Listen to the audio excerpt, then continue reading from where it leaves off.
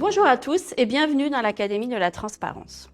Dans ce premier module consacré au devoir de vigilance, je vais dans un premier temps recontextualiser le cadre juridique et dans un second aborder les risques associés pour les entreprises. Mais avant cela, il est important de revenir à la genèse. L'origine de cette législation remonte à 2013, avec la catastrophe du Rana Plaza au Bangladesh. 1130 salariés travaillant pour l'industrie textile internationale avaient péri. Le devoir de vigilance est donc une obligation juridique récente. Elle demande aux grandes entreprises d'identifier et de prévenir leurs impacts négatifs sur les personnes et l'environnement, impacts qui seraient causés par leurs propres activités, comme celles de leurs relations commerciales et en particulier leurs fournisseurs et sous-traitants. C'est donc une démarche d'identification, de priorisation et de gestion des risques d'atteinte grave que doivent mener les entreprises. Alors en pratique, elles doivent mettre en place différentes étapes que vous pouvez voir à l'écran. Une cartographie des risques, des réponses adaptées et corrélées à la sévérité des risques identifiés, y compris par l'évaluation régulière des pratiques des filiales et des relations commerciales à risque, un mécanisme d'alerte et des dispositifs de suivi de la performance de la démarche. Les risques à identifier et à gérer sont liés uniquement aux droits humains, comme les droits des collaborateurs ou des communautés locales, et à l'environnement, comme les impacts sur la biodiversité, sur l'eau, les risques de pollution ou encore les risques liés aux déchets. Et cette approche, centrée sur des nouveaux risques, est une première complexité pour l'entreprise. En effet, elle fait appel à des méthodologies, des réflexes différents, comme le dialogue avec les parties prenantes potentiellement impactées que l'on cherche à protéger. La deuxième complexité est liée au périmètre des activités à inclure, ses propres activités, mais aussi celles de ses filiales directes et indirectes contrôlées, ainsi que celles de ses fournisseurs. Et cela nécessite des processus de collecte de données et de traçabilité de ses propres activités, comme de celles de ses partenaires commerciaux. Donc nous le voyons, c'est une responsabilité élargie de l'entreprise, complexe à mettre en œuvre, d'autant plus que c'est une obligation juridique en construction. Alors, que se passe-t-il si l'entreprise ne remplit pas correctement son obligation? En termes de risques juridiques, les entreprises peuvent être assignées devant le tribunal judiciaire pour non-conformité à leur obligation de vigilance, après avoir été mises en demeure par toute personne justifiant d'un intérêt à agir.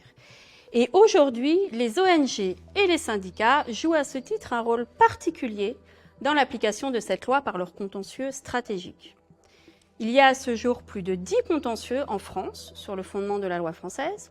Cela concerne des pratiques de filiales sur des projets opérationnels, des pratiques de fournisseurs et sous-traitants en France ou à l'étranger, mais aussi l'insuffisance alléguée de stratégies environnementales des entreprises.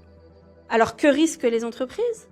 Elles peuvent être enjointes par le juge à modifier leur plan de vigilance, renforcer leur cartographie des risques ou à développer des réponses plus adaptées, ce qui fut d'ailleurs le cas dans la première affaire jugée sur le fondement du devoir de vigilance français en première instance. Elles pourraient aussi voir leur responsabilité civile engagée si elles ont causé un dommage en manquant à leur devoir de vigilance.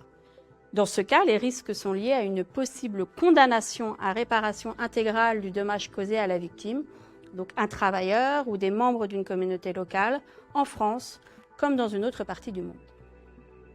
Et qu'est-ce qui va changer demain avec la directive européenne, donc applicable à partir de 2027? Nous retrouverons toujours cette possibilité d'engager la responsabilité civile de l'entreprise en cas de dommage, mais la principale nouveauté sera l'arrivée d'une autorité de contrôle, comme ce que nous pouvons connaître aujourd'hui en France en matière d'anticorruption avec l'AFA. Cette future autorité de contrôle de la vigilance aura des pouvoirs d'enquête, d'injonction et de sanctions administratives, en particulier pécuniaires, proportionnées au chiffre d'affaires de l'entreprise. Notons aussi que cette future autorité de contrôle aura la charge de superviser l'adoption et la mise en œuvre du plan de transition climatique des entreprises. Et aux côtés de ces risques juridiques et de sanctions que je viens d'exposer, il existe d'autres types de risques à ne pas respecter l'obligation de vigilance, ce sont ceux liés au regard des parties prenantes portés sur les pratiques des entreprises. Des risques réputationnels, tout d'abord, liés aux controverses qui peuvent avoir des conséquences sur les consommateurs ou les clients, mais aussi de plus en plus des impacts sur l'attraction et la rétention des collaborateurs. J'ai parlé des contentieux au titre du devoir de vigilance. Si en général ils visent une entreprise en particulier, ils peuvent également mettre en cause un plus grand nombre d'entreprises à travers des campagnes médiatiques. Campagnes médiatiques qui, comme vous pouvez le voir dans les exemples à l'écran, classent les entreprises par rapport à leurs pratiques, tout en rendant publics ces classements. Ce que nous voyons aussi aujourd'hui, c'est une attention de plus en plus croissante des investisseurs, des actionnaires, des agences de notation extra-financière sur les pratiques des entreprises en matière de devoir de vigilance. Finalement, avoir une démarche effective et être capable de la démontrer devient une assurance que les risques sont gérés et donc un gage de durabilité des entreprises pour les investisseurs et actionnaires. J'ajouterai pour finir que de plus en plus de partenaires commerciaux sont eux-mêmes soumis à une obligation de vigilance. Et ils sont donc attentifs à n'interagir qu'avec des entreprises capables de respecter leurs propres engagements. C'est un moyen de maîtriser leurs propres risques et obligations. De fait, le devoir de vigilance devient et deviendra aussi de plus en plus une opportunité commerciale pour les entreprises. En conclusion, nous voyons que les entreprises sont de plus en plus regardées sur leur démarche de vigilance, que ce soit par les parties prenantes, les partenaires commerciaux, les juges et demain une autorité de suivi. Et leurs pratiques sont souvent évaluées par rapport aux informations publiques qu'elles communiquent, d'où l'importance d'en rendre compte de manière appropriée. Et c'est ce que nous abordons dans un autre module. Alors, à très vite.